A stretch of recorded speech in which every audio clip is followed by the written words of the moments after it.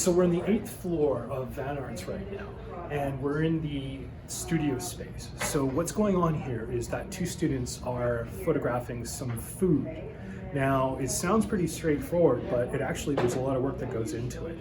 They have to figure out what the right lighting is, what the story is going on behind things, the shadows, everything that goes into it. So we're going to take a look and see what's going on with those students.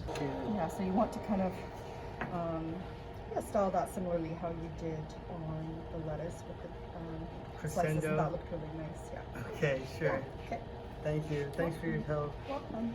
Well, my name is Darina, and I teach the food photography class here at VanArts. And in this class, it's quite a different approach than the students might be used to for some of their other classes. With food photography, there's actually quite a lot that you have to think about that goes into a shoot. A lot of details and minutia like backgrounds and props, and how is the image going to be used, what is the end usage.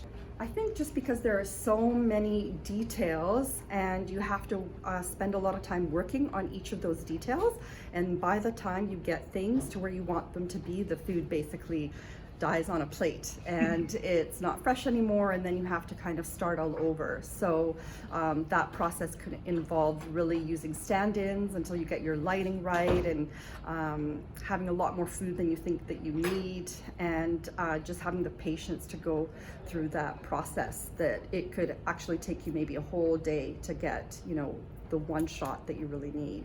You have to get the proper lighting. You don't want the salad to be all shaded and dark, and just even getting it to look green is you have to get that lighting just perfect, so it's not easy. A lot of people think you can live off photography or be an artist in this world, and I think it's definitely possible. You can just you can make your own path. You can just choose your own destiny, so photography is the place for that. Of course, the planning is the main thing before we start shooting, and without planning we cannot shoot. It's just that's such more amateur work now, and compared to the professional thing that we've got into now, is that planning is really necessary. So to get us into that rhythm, what are you shooting, how are you shooting, it gets your mind moving. Yeah. You've been nibbling some of the product? No, I try to keep it professional. So there you go, a little bit about behind the scenes of shooting food in a professional world. Now, you get an idea that things have changed a little bit because of the COVID pandemic, but life is going on and student work is going on here at VanArts. The students are still learning and the teachers are still teaching them. So until next time, I'm Patrick, and I'll see you at VanArts.